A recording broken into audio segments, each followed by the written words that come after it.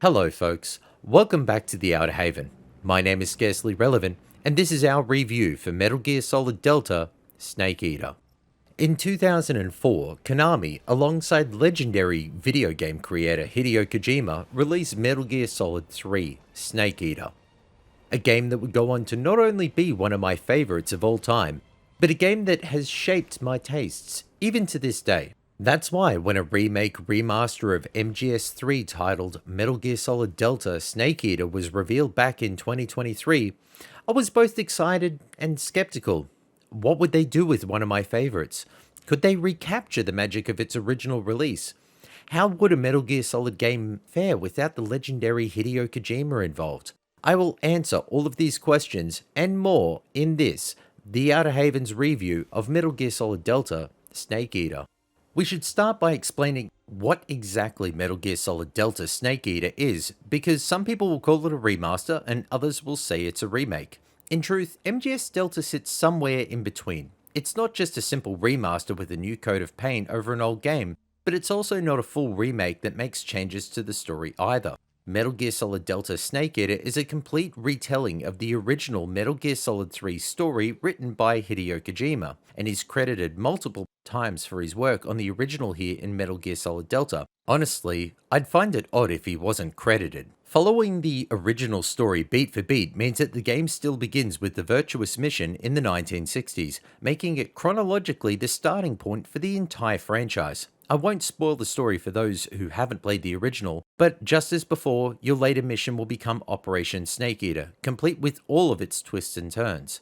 Snake Eater, being the prequel to all of the other Metal Gear games, makes it the perfect starting point for new players as well. From a story perspective, I'd also argue this game represents Kojima's strongest and most coherent writing of his career until Death Stranding 2, which I loved. The result makes Metal Gear Solid Delta Snake Eater not only the best starting point, but also the strongest individual story for the franchise. So if you've never played any of the Metal Gear Solid games, then this would be the best starting point, especially thanks to all of the visual upgrades. If you have played the prior game, then rest assured that the gameplay experience remains pretty much identical. Throughout my playthrough, all of the items and collectibles were exactly where I remembered them being, even if there were extra collectibles this time round. Changing camouflage is still done through a menu, being just as important and helpful as it was before. If you purchase the Deluxe Edition, you will also gain access to additional camo options, each with unique perks that impact gameplay, from giving you unlimited grenades to improved movement speed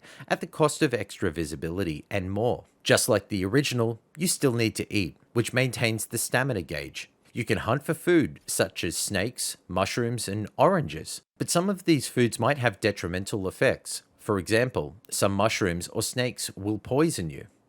These items aren't useless, however, since you might be able to get an unsuspecting guard or even a boss to eat them. That being said, if you do eat them, you'll require treatment, which is where the game's cure menu comes in. Functioning the same as the original game, you'll find various medical supplies which can be selected in the cure menu when needed, from antidotes for poison to a suture kit for cuts and more. Neglecting your injuries can lead to an untimely death, so it's not recommended that you do so. With the modern control scheme, you're even able to access this menu more easily by pressing up on the D-pad, which bypasses the game's survival view menu, which is then opened using the view or select button on an Xbox controller. Personally, I'm glad that Metal Gear Solid Delta Snake Eater has kept these elements in place, as they help separate Snake Eater from the other Metal Gear games. For me, they make the experience more immersive and engaging. Even if it's just a few menus to use here and there, it makes me stop and think, do I have enough food to sustain my stamina for the next big story beat? Should I heal my injuries now or save my supplies for later? It's also a minimal enough system that it never gets in the way of fun and should only take a few moments to deal with. While the story remains in step with the original, gameplay has seen some very welcome changes, with a brand new over-shoulder camera angle and modern controls. This allows you to do things such as aiming while moving, thanks to a handy new crosshair reminiscent of MGS5. The flow of movement and action is brought in line with modern standards. By contrast, the original had a more offset camera, making it difficult to see enemy items and more. You also had to stop and hold a certain button to aim properly, and all aiming was done in the first person view.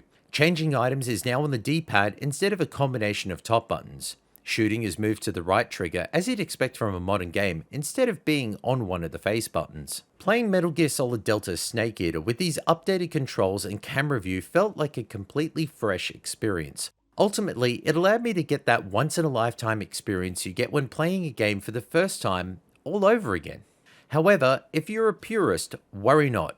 You can still play the original camera view, controls, and aiming mechanics. Yet, as someone who's played the original 15 times to completion over the years, I can confidently say that the modernizations to camera, controls, and aiming make the game feel so much better to play. Of course, the biggest and most immediately noticeable change in Metal Gear Solid Delta Snake Eater is the new Unreal Engine 5 powered visuals. It was always going to be hard to capture the original vision and art direction by Yoshi Shikakawa without his involvement in the project. What Konami and Virtuos settled on was an art style that sits somewhere between grounded realism and anime, and I think they've done a good job, especially with environments and certain character models. These new visuals, however, won't be to everyone's taste. That's because Metal Gear Solid Delta Snake Eater lacks the gritty filmic look of the original. You can get some of the grittiness back via a classic filter, which dampens the vibrancy of the new art direction. So while MGS Delta is beautiful in its own right, beauty is in the eye of the beholder, and some purists might take issue with the game's more vibrant visuals. For me, yes, these visuals are different, but they aren't bad, and I enjoy them just as much as the original. Although something about Ocelot in particular just doesn't look quite right. I can't put my finger on it. Perhaps his hair is too dark, or maybe it's something else. Let me know what you think in the comments. As for the audio in Metal Gear Solid Delta Snake Eater, it is perfect in many ways. Weapons, movement, and menus all sound crisp and clear. When it comes to the voiceovers, the developers opted to use the original recordings, which in some ways is great as they help to retain the emotions conveyed in specific scenes. The return of David Hayter was also a pleasant surprise. However, at the same time, it felt like a missed opportunity to get the absolute best audio quality. Something that seems more odd when you consider that they did opt to re-record the game's iconic title track, Snake Eater, which sounds superb. I listen to it in its entirety every time I load the game up. It's not that the original voice acting is bad.